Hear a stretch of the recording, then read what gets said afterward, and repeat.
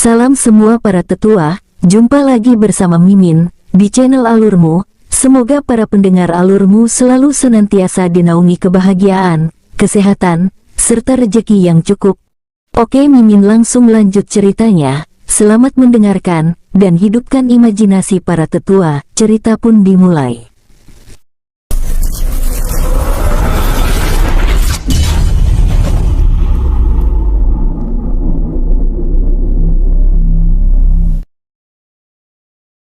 Sosok King Ruo muncul di dalam ruangannya, lalu bergerak keluar menemui dua aura yang sudah menunggunya di halaman istana. Penguasa muda, ucap Yin Gan dan Mai Xian, menyambut kedatangannya sambil berlutut dengan hormat. Bangunlah, ucap King Ruo dengan ramah. Terima kasih, penguasa, sambil berdiri dengan hormat. Mari kita ke istana, ucap King Ruo. Baik, penguasa muda. Lalu bergerak mengikuti King Ruo dengan gembira. Di aula istana klan, di tempat itu telah berkumpul Qiongda, Mai Chao, Mai Gui, Mao Bing, Mao Tang, Mao Lei, dan Long Ke yang baru saja kembali dari misi. Selain itu, juga telah hadir King Yongjun, Xuan Wu Suxian, Wang Sang, dan Murong Wende yang sedang berbincang-bincang santai. Tragedi di kota Ning telah mengubah wajah kekaisaran Shen Wang, di mana masing-masing setiap kota meningkatkan penjagaan mereka dengan ketat, baik di dalam kota dan wilayah perbatasan, ucap Mai Chao menjelaskan perjalanan mereka kembali ke kota bunga semi selatan yang terkendala. Benar, dan kasus ini berhubungan langsung dengan misi kita, ucap Yin Gan, menjelaskan latar belakang masalah tersebut dengan detail, membuat Qiongda dan rombongannya yang baru saja tiba di klan itu terdiam.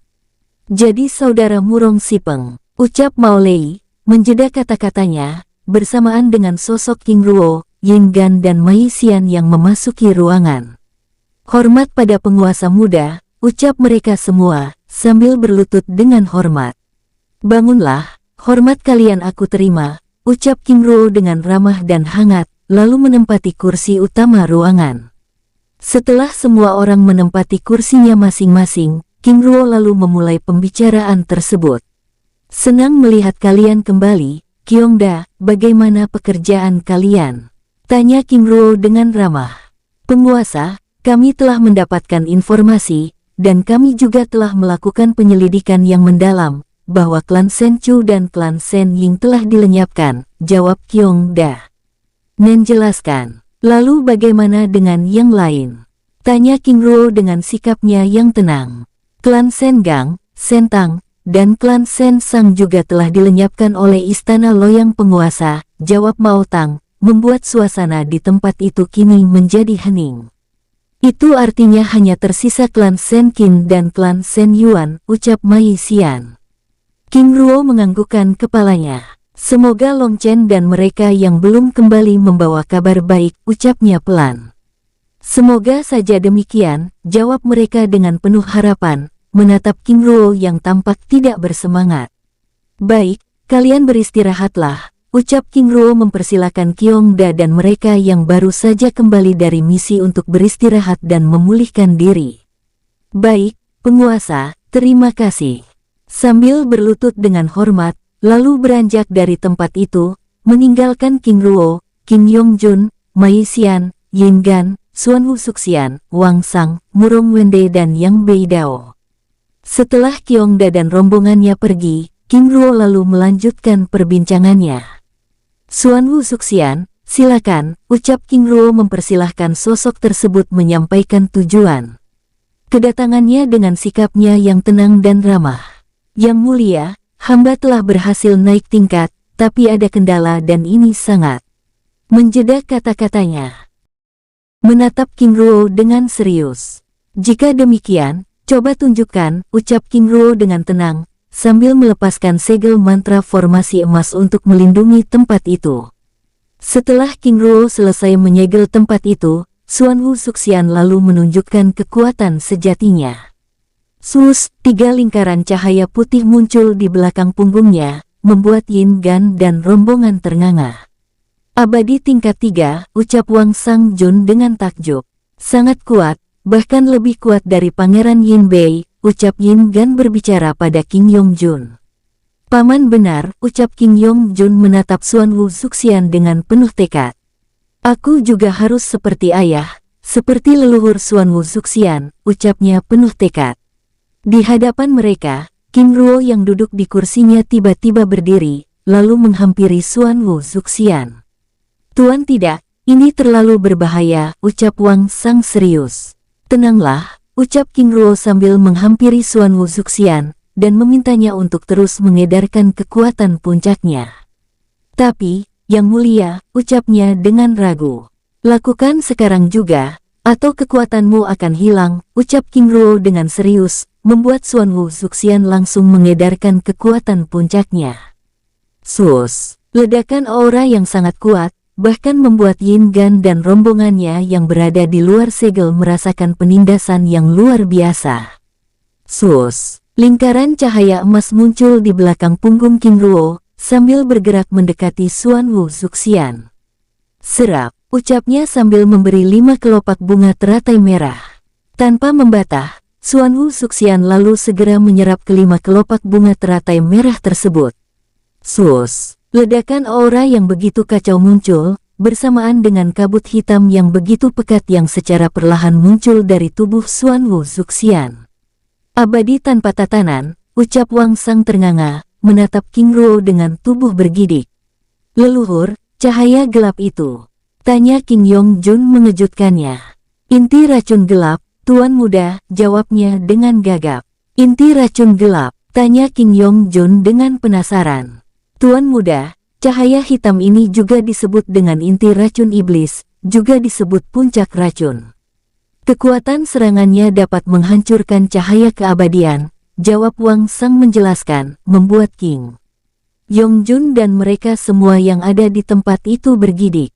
Sus, sus. Kabut hitam pekat tersebut terus keluar dari tubuh Xuan Wu Zuxian, terhisap oleh lingkaran emas keabadian King Ruo, membuat aura yang sangat kacau dengan aura kematian tersebut mereda. 15 menit kemudian, King Ruo lalu menarik kekuatannya saat kabut hitam pekat itu benar-benar telah hilang dan terhisap.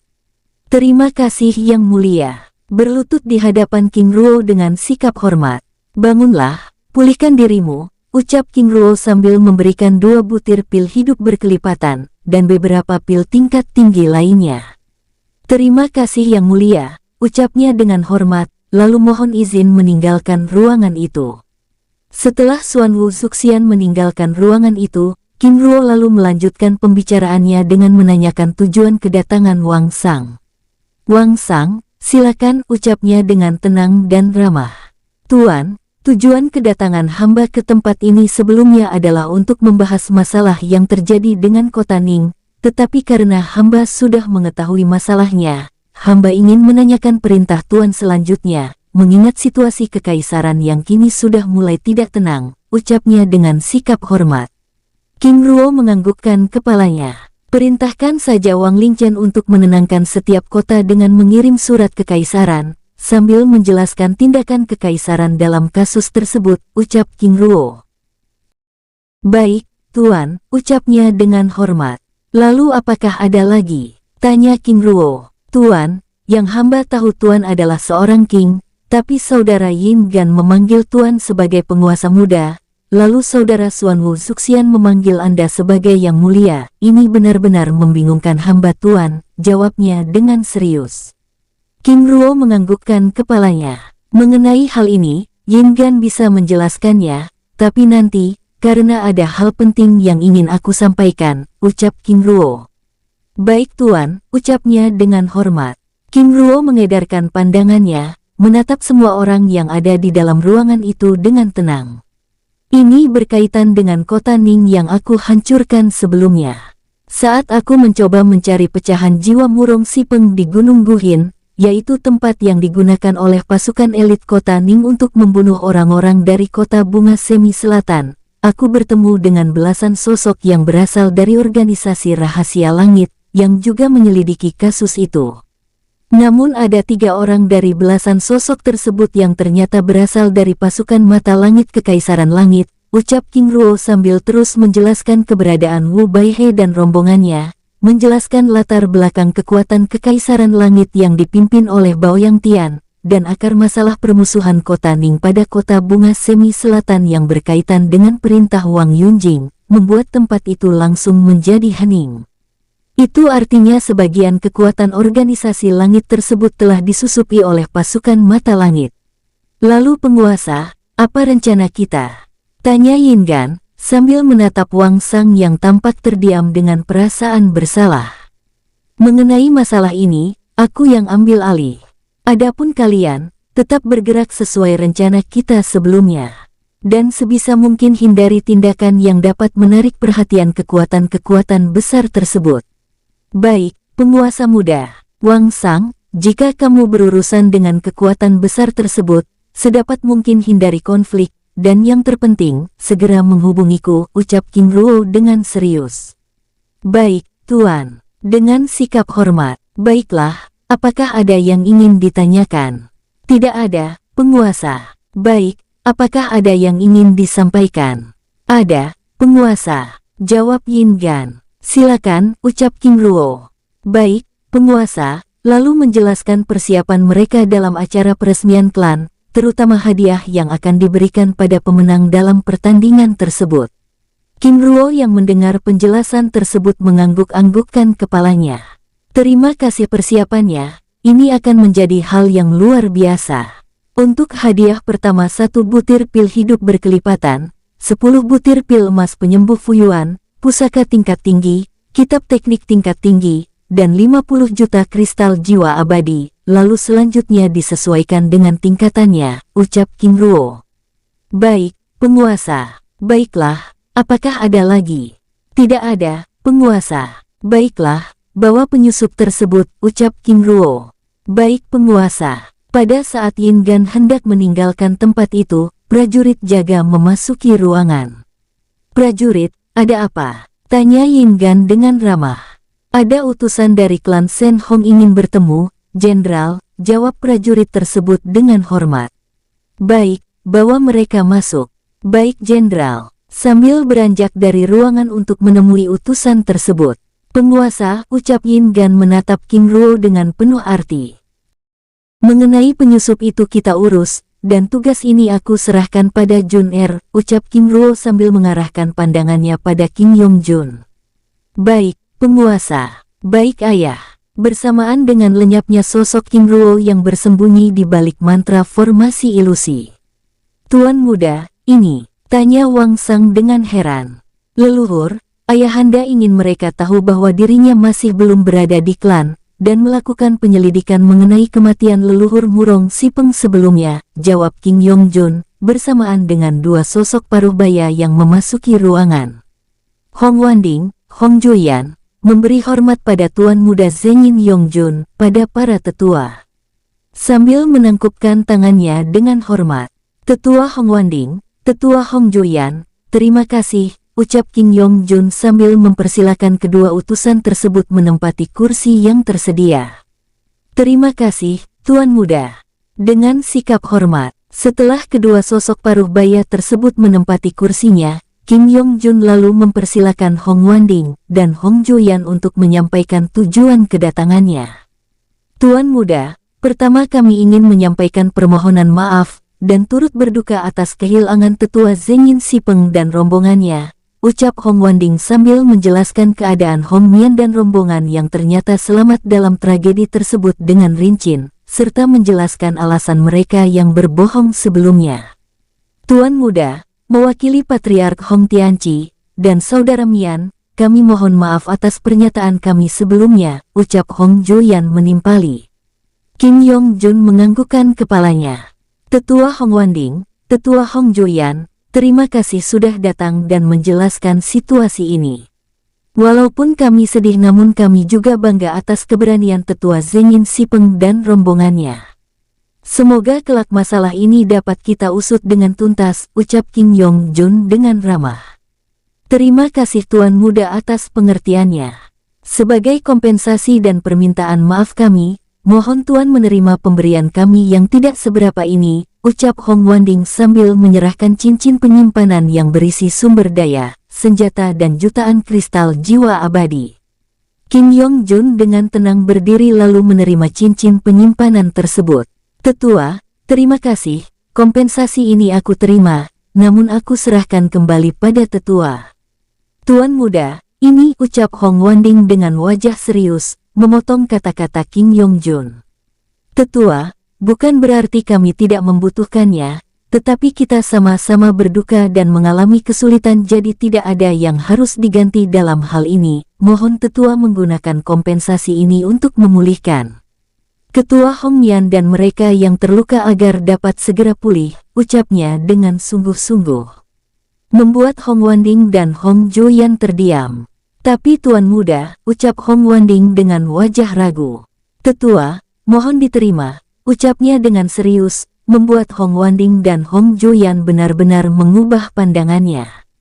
Terima kasih, tuan muda, ucapnya dengan hormat. Terima kasih, tetua, lalu berbincang-bincang santai. Setelah membicarakan banyak hal, kedua utusan tersebut lalu meninggalkan tempat itu.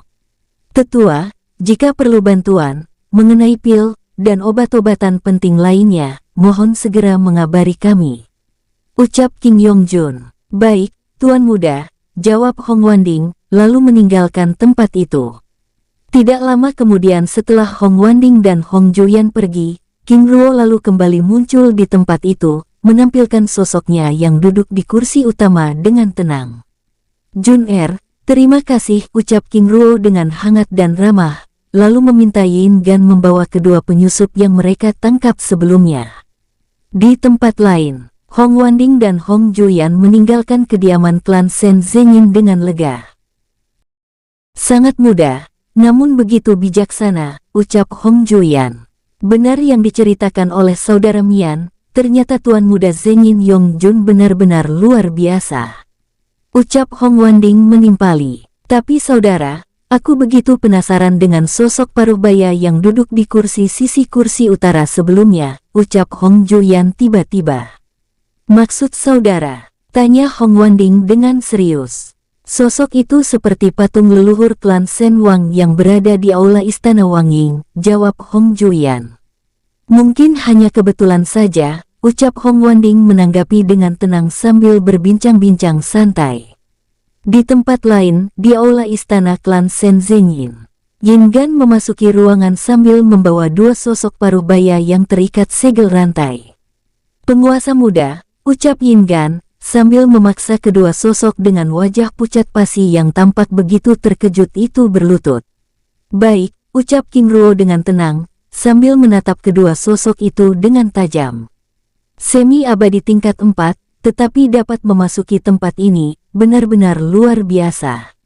Apakah ada yang ingin menjelaskan bagaimana cara kalian memasuki tempat ini? Tanya King Ruo sambil menatap kedua sosok itu dengan serius. Jawab, ucap Mai Xian dengan tegas, menatap kedua sosok tersebut yang bahkan tidak menggubris pertanyaan King Ruo.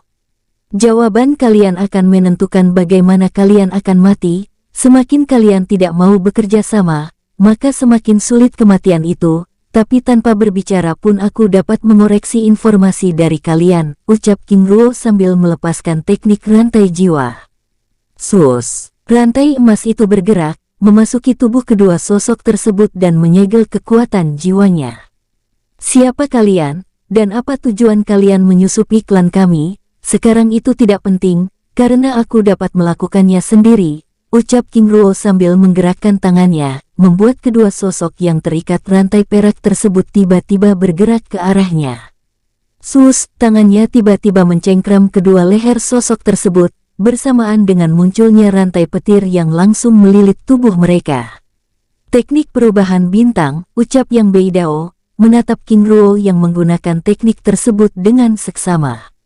15 menit kemudian, King Ruo lalu menghentikan tindakannya, dan melemparkan kedua tawanan tersebut pada lantai istana. Ayah, bagaimana? Tanya King Yong Jun dengan penasaran.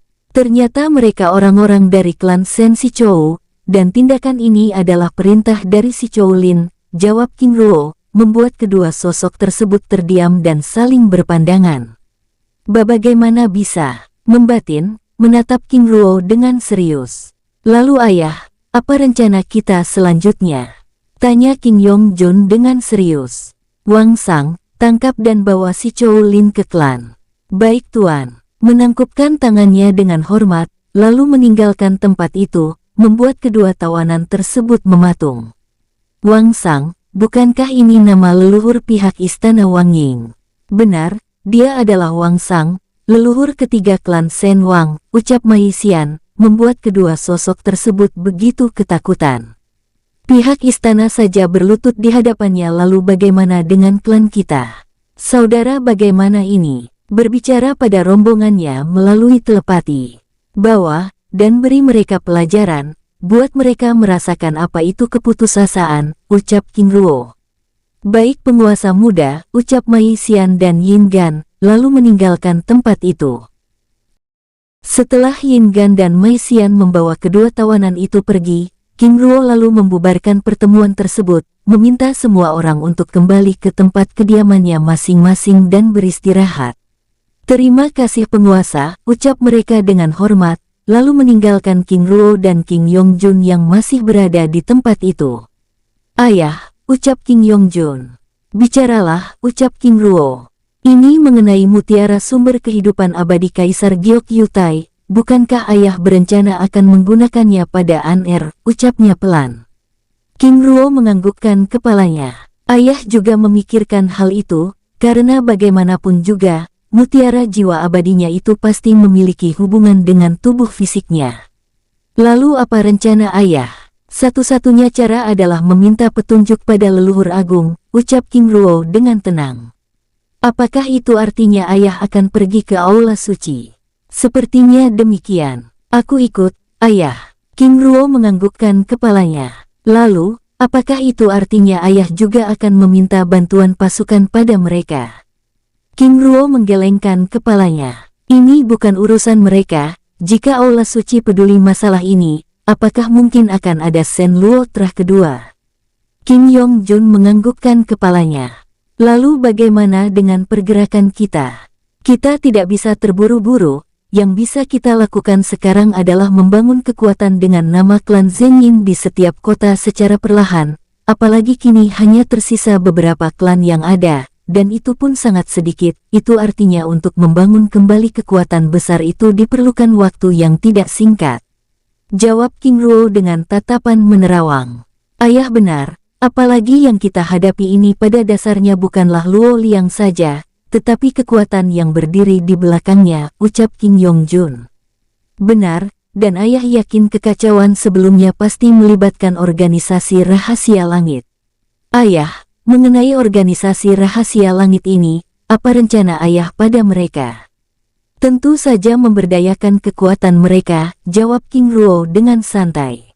Apakah itu artinya ayah akan menjadi anggota organisasi mereka?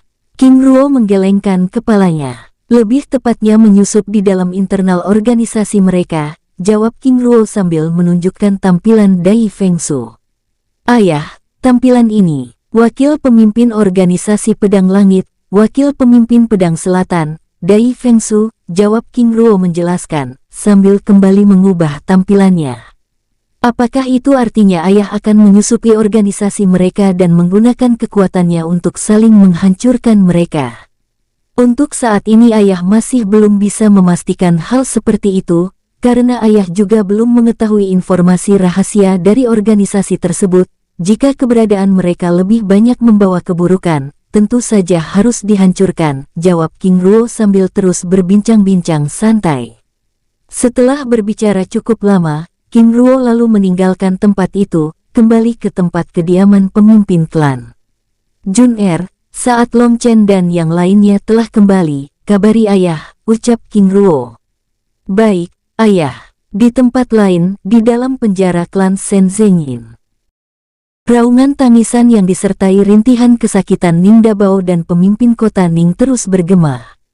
Bersahut-sahutan dengan teriakan kesakitan tawanan klan Shen Sichou yang berada di dalam ruangan lain yang disiksa oleh penjaga penjara sepanjang waktu. Di tempat lain, Wang Sang yang bergerak meninggalkan kawasan klan Shen Zhenyin, dengan tenang terus melangkah kakinya. Sambil mengabari Wang Lingchen, untuk segera menenangkan semua kota yang berada di wilayah kekuasaannya. Semoga situasi ini segera pulih, ucapnya bergerak menuju klan Sen Shichou, sambil memeriksa situasi yang terjadi di kota itu dengan tenang. Di tempat lain, King Ruo yang sebelumnya hendak menuju kediamannya, lalu memeriksa pembangunan klan dan persiapan peresmian klan dengan seksama. Setelah selesai memeriksa perkembangan pembangunan klan, King Ruo lalu kembali menuju kediamannya. Penguasa, ucap Zin dan Zan yang berjaga di tempat itu menyambut kedatangannya dengan hormat. Zin, Zan, bagaimana pengawasan di tempat Jun Er? Tuan Muda meminta kami untuk berjaga di tempat ini, karena yakin penguasa akan beristirahat di dalam dunia jiwa, jawab Zin menjelaskan. Baiklah, ucap King Ruo dengan ramah dan hangat, lalu memasuki ruangannya. Di dalam ruangannya, setelah menyegel tempat itu, King Ruo lalu memasuki dunia jiwa. Sosoknya muncul di hadapan Shin Sai yang berada di dalam penjara barat. Siapa kamu? Ucapnya terbata, menatap King Ruo yang kini menggunakan tampilan wajahnya. Apakah seperti ini? Ucap King Ruo sambil menggunakan tampilan Dai Feng Shu, membuat Shin Sai menjadi semakin tidak tenang. Tuan, siapa Anda sebenarnya? Menatap King Ruo dengan serius. Untuk seorang tawanan, apakah itu penting? Lagi pula bukankah aku yang seharusnya bertanya? Jawab King Ruo membuat Shin Sai langsung terdiam. Sekarang pilihannya hanya dua, mati dengan sulit, atau mati dengan mudah, ucap King Ruo sambil mengeluarkan semut api abadi yang langsung bermain di atas telapak tangannya.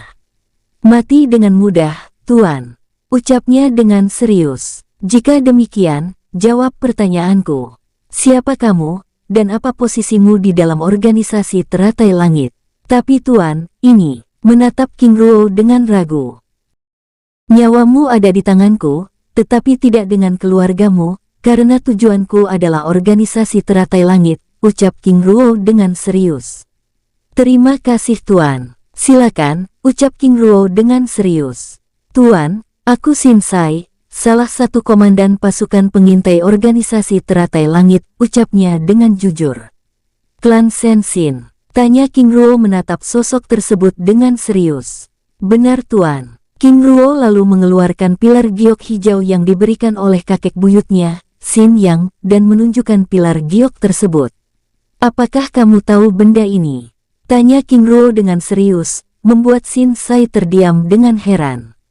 Tidak, Tuan. Jika demikian, coba edarkan kekuatan darahmu, ucap King Ruo. Baik, Tuan, terbata, sambil mengedarkan kekuatan darahnya, namun pilar giok hijau Seng Zhang tersebut tidak bereaksi sedikitpun, membuat King Ruo lalu menyimpannya kembali. Tuan, ucapnya, menatap King Ruo dengan heran. Ini adalah pilar giok Seng Zhang, pusaka klan Sen Shin Fangyu, apakah kamu pernah mendengar nama itu? Tidak, Tuan. Baik, jika demikian aku ingin kamu menjelaskan kekuatan organisasi teratai langit, ucap King Ruo. Tuan, organisasi teratai langit terdiri dari 125 anggota, dengan 3 wakil pemimpin, yaitu wakil pemimpin teratai biru yang membawahi bidang pengorganisasian berjumlah 20 orang. Wakil pemimpin teratai merah membidangi pengumpulan sumber daya, pemburu dan bersifat sangat rahasia dengan jumlah 75 orang, dan wakil pemimpin teratai hitam yang bertugas mengumpulkan informasi dan pengintaian dengan 30 anggota, dengan pemimpin utama Lian Huatian, abadi tingkat 6 Tuan. Apakah Lian Huatian itu adalah panggilan atau nama aslinya? Nama panggilan, Tuan. Dan kami tidak pernah tahu identitas aslinya, jawab Shin Sai dengan jujur. Baiklah. Lalu apa syarat untuk menjadi anggota organisasi kalian? Pada dasarnya kami yang merekrut, Tuan, dan anggota teratai merahlah yang melakukan hal seperti itu. Baik, ucap King Ruo sambil terus menanyakan banyak hal. Setelah menanyakan banyak hal, King Ruo lalu meninggalkan tempat itu. Tuan, ucap Shin Sai, menatap King Ruo yang tidak langsung membunuhnya. Tunggu, akan ada saatnya. Ucap King Ruo lalu meninggalkan tempat itu. Sosoknya bergerak menuju istana petir kuno, dan memeriksa keadaan Luo Feng. Setelah memeriksa keadaan Luo Feng, King Ruo lalu memeriksa keadaan King Ling, dan King Lian-an, lalu beristirahat di Danau Giok Biru, menyerap kekuatan emas dari patahan tongkat emas Shen Guoshi Yisheng dengan tenang. Menjelang malam, saat dirinya keluar dari dalam danau, hendak berkultivasi di gazebo Giok Biru, tiba-tiba cincin penyimpanan bergetar. Pesan dari Zin, ternyata Wang Sang sudah kembali, ucapnya pelan, lalu membalas pesan jiwa tersebut, dan meminta mereka memasukkan si Chou Lin ke dalam penjara, dan membunuh secara perlahan. Setelah mengirim pesan jiwa pada Zin, King Ruo lalu mengirim pesan pada Luo Xing, Heian Bai, Dalurong, dan Murong Jianyu untuk berhati-hati pada Baoyang Tian dan rombongannya, serta menjelaskan latar belakang kekuatan yang dimiliki oleh Kekaisaran Langit tersebut. Setelah mengirim pesan jiwa pada Luo Xing dan rombongannya, King Ruo lalu berkultivasi di tempat itu. Dengan tenang, di luar dunia jiwa 3 hari kemudian. Menjelang sore, Long Chen, Ying Yin, Rong Qishou, Rong Mo, Rong Qiwan dan Rong Gi Han serta para tetua dari klan Shen Murong yang mendampingi mereka dalam misi itu, secara bersamaan tiba di hutan selatan yang berada 3 km dari gerbang selatan kota bunga Semi Selatan. Saudara Chen, senang berjumpa dengan kalian, ucap Ying Yin yang membawa Rong Qishou dan rombongannya, bergerak menghampiri Long Chen dan rombongannya dengan gembira. Senang melihat saudara sekalian, ucap Long Chen dengan perasaan lega, menatap wajah-wajah yang tidak bersemangat tersebut, lalu membawa mereka untuk segera kembali ke klan. Namun saat mereka hendak mendekati kawasan gerbang kota, tiba-tiba 200 prajurit dari klan Shen Sichou bergerak menghadang mereka. Zhenyin Chen, kalian dan rombongan dilarang masuk, ini perintah dari pemimpin kota. Ucap komandan pasukan, sambil meminta prajurit mengikat Long Chen dengan rantai besi hitam. Sepertinya telah terjadi sesuatu di kota, tapi anehnya tidak ada kabar dari Tuan Muda dan saudara yang lain, ucap Rong Gimo, berbicara pada rombongannya melalui telepati. Sepertinya demikian, dan mereka tampak dengan jelas dan sengaja menargetkan kita, Rong Gi Han. Komandan Si Chou Ding, jangan mengada-ada. Ini tidak lucu, ucap Ying Yin dengan kesal. Apakah kalian pikir kami bercanda? Ucap Si Chou Ding menanggapi dengan serius. Jika ini perintah dari Yang Mulia, maka tunjukkan surat perintah tersebut. Ucap Rong Qishou dengan tegas. Ternyata kalian meragukan kami, ucapnya sambil menunjukkan gulungan yang berisi surat perintah penangkapan, membuat Long Chen dan rombongannya saling berpandangan. Apakah sekarang kalian percaya? Tentu saja tidak, jawab Rong Gi Han, membuat wajah Si Chou Ding langsung memerah. Berani menentang perintah Yang Mulia, artinya mati. Ucapnya sambil melepaskan segel emas, mengurung kawasan tersebut dari dunia luar. Saudara Chen, bagaimana ini? Tanya tetua dari klan Shen Murong, menatap 200 prajurit klan Shen Sichou yang dipimpin oleh Si Chou Ding bergerak mengepung mereka. Bunuh, jawab Long Chen dengan santai. Baik, ucap Rong Qi Han dan Rong Qishou, bergerak keluar dari kepungan tersebut, lalu menyegel kawasan tersebut. Baru saja Rong Gi Han dan Rong Qishou selesai menyegel kawasan tersebut, ledakan dahsyat pertempuran pun terjadi. Duar, duar, ledakan dahsyat bergema, mengguncang kawasan tersebut dengan hebat, bersamaan dengan potongan tubuh dari prajurit klan Sichou yang terlempar ke berbagai arah. Sangat kuat, ucap Si Chou Ding terbata, yang terlempar hingga puluhan meter, menatap pasukannya dibantai oleh Long Chen dan rombongannya. Saudara, bagaimana ini, ucap seorang prajurit, menatap pertempuran tersebut dengan wajah pucat pasi. Mundur, teriaknya memberi perintah, sambil membuka segel yang sebelumnya dia lepaskan. Pada saat bergerak meninggalkan kawasan tersebut, tiba-tiba Si Chou Ding menabrak dinding segel emas lainnya. Duar, tubuhnya terpental dengan keras. Oh tidak, ucapnya sambil bergerak dan memulihkan diri. Saudara, bagaimana ini? Ternyata mereka semua berada di tingkat semi-abadi tahap puncak, ucap prajurit lainnya dengan panik. Sialan, kita tertipu, ucap Si Chou Ding dengan wajah pucat pasi. Baru saja Si Chou Ding selesai berkata-kata, Tiba-tiba sosok prajurit yang berbicara padanya tersebut langsung terjatuh dengan tubuh yang terpotong-potong. Oh tidak, ucapnya panik saat Long Chen tiba-tiba muncul di hadapannya. Matilah kau, ucapnya tanpa basa-basi, melepaskan serangan tapak perak yang langsung mengenai tubuh si Chou Ding dengan telak. Duar, ledakan dahsyat menghancurkan sosoknya hingga tanpa sisa, bersamaan dengan suara ledakan di tempat lain yang terus bergema dan saling bersahutan.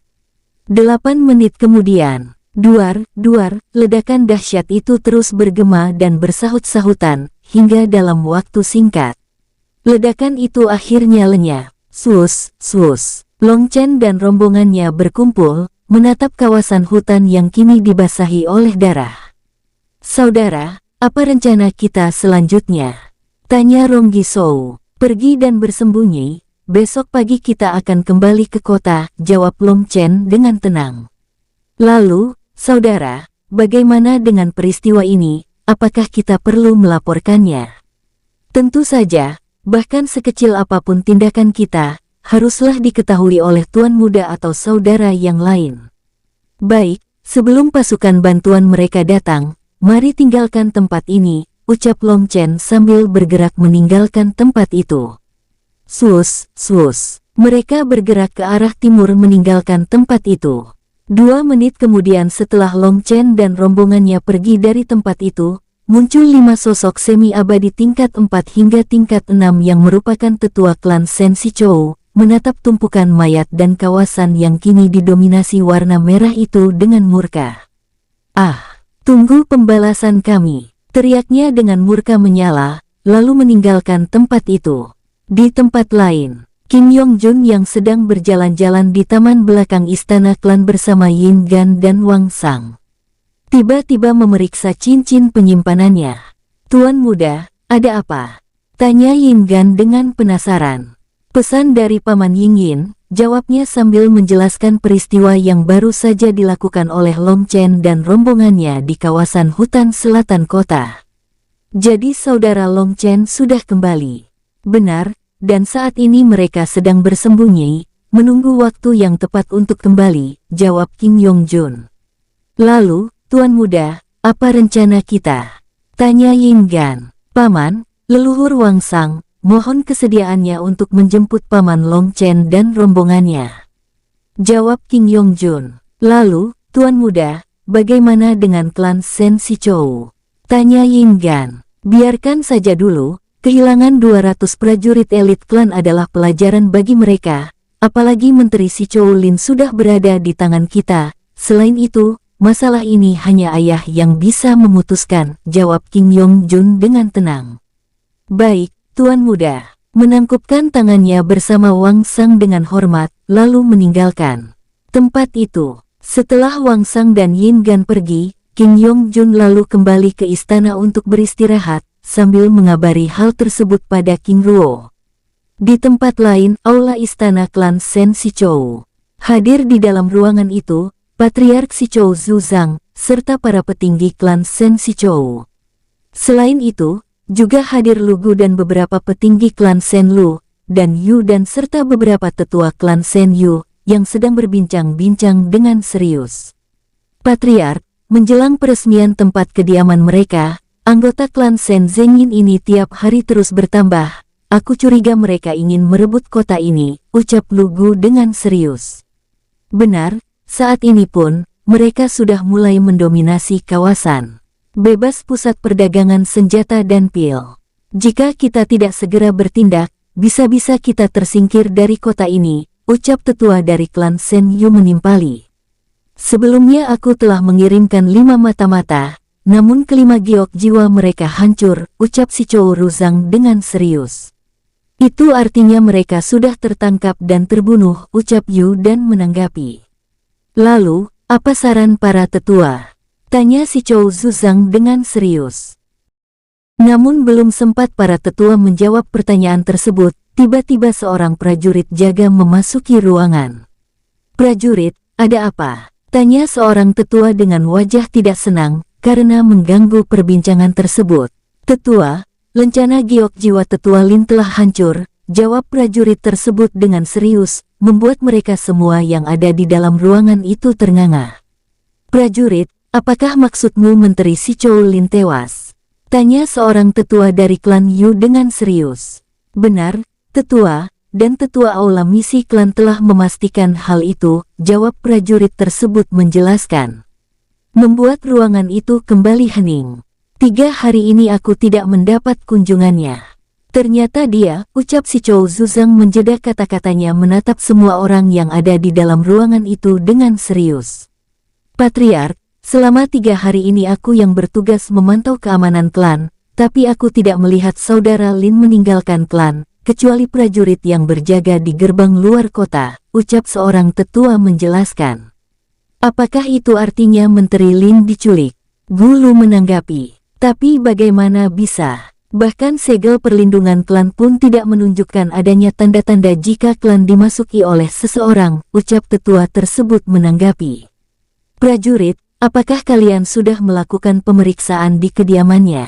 "Sudah tetua, dan kami mendapati kediaman tetua Lin tersegel oleh mantra formasi yang sangat kuat," jawab prajurit tersebut, membuat mereka kembali terdiam.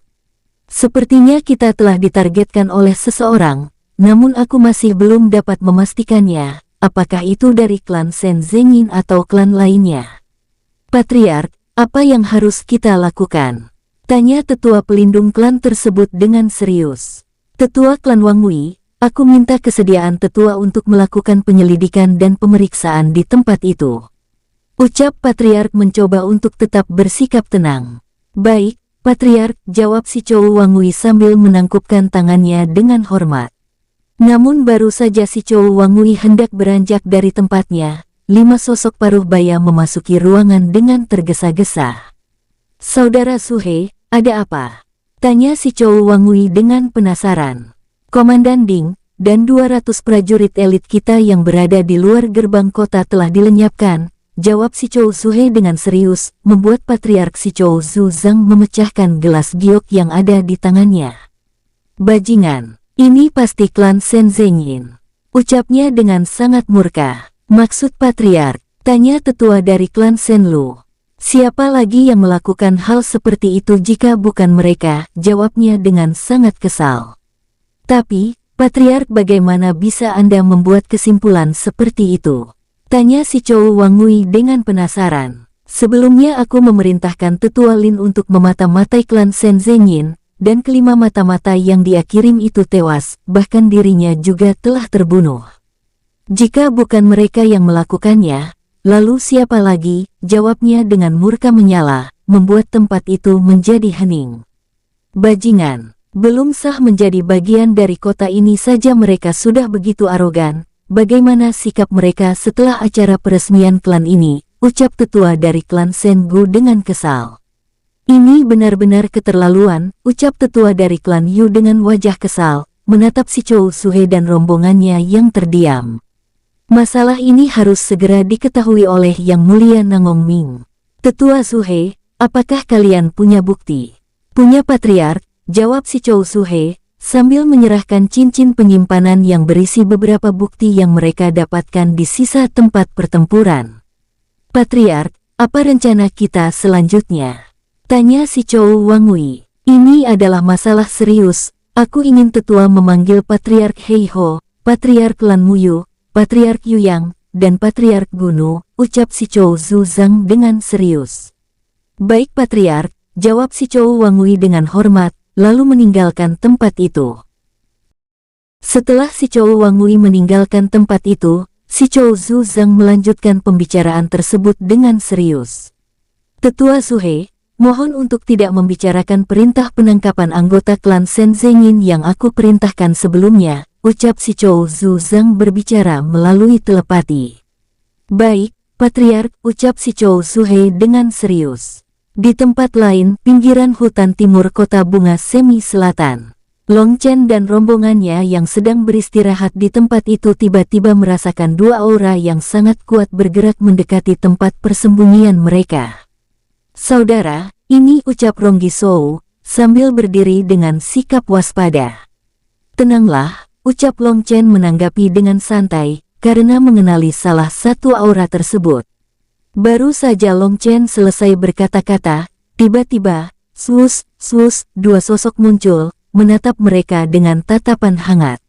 Saudara Yin Gan, saudara, ucap Long Chen, menatap Wang Sang yang berdiri di sisi Yin Gan dengan ramah.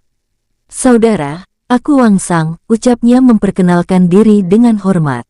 Membuat Long Chen dan rombongannya saling berpandangan. Wang Sang, apakah saudara dari istana Wang Ying? Tanya tetua dari klan Shen Murong.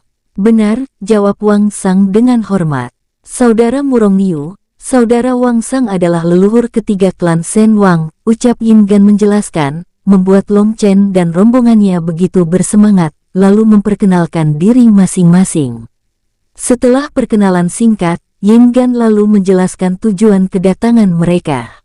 Saudara Long Chen, kami berdua mendapat perintah dari Tuan Muda Yong Jun untuk membawa saudara sekalian kembali ke klan, ucap Yin Gan menjelaskan tujuan kedatangannya. Baik saudara, ucap Long Chen dan rombongannya dengan tenang. Baik, mari kita pergi, ucap Yin Gan yang tidak ingin berlama-lama di tempat itu. Baiklah, ucap Long Chen dan rombongannya, lalu bergerak mengikuti Wang Sang yang bergerak mendahului mereka. Di tempat lain, di dalam dunia jiwa, di dalam gazebo giok biru, King Ruo yang berkultivasi selama 3 hari di tempat itu lalu membuka matanya, sambil mengedarkan kekuatannya dengan perlahan. Sus, lingkaran cahaya emas yang jarang dia tampilkan saat bertarung muncul di belakang punggungnya. Sung, lingkaran cahaya emas itu bergetar, dan menghisap kekuatan yang ada di sekitarnya dengan ekstrim. Setelah menyerap beberapa mutiara jiwa abadi, sepertinya daya hisap lingkaran cahaya emas ini semakin kuat, batinnya, sambil menghentikan tindakannya. Sung, udara di sekitar tempat itu menjadi tenang. Setelah menenangkan diri sejenak, King Ruo lalu memeriksa cincin penyimpanannya. Pesan dari Jun Er, ucapnya dengan tenang, sambil memeriksa lencana pesan jiwa tersebut dengan seksama. Ini akan menjadi masalah. Seharusnya kalian sedikit bersabar, ucapnya pelan, sambil menggelengkan kepalanya, lalu menyimpan lencana pesan jiwa tersebut ke dalam cincin penyimpanannya. Pada saat dirinya hendak meninggalkan tempat itu untuk menemui Long Hong, naga merah tunggangan wakil pemimpin istana dewa tersembunyi, tiba-tiba cincin penyimpanannya bergetar. Beberapa abadi ingin menerobos langit kota, ucapnya dengan serius, lalu keluar dari dalam dunia jiwa. Sus, sosoknya yang keluar dari dalam dunia jiwa, muncul di dalam ruangannya, lalu bergerak naik ke atas langit kota bunga semi selatan.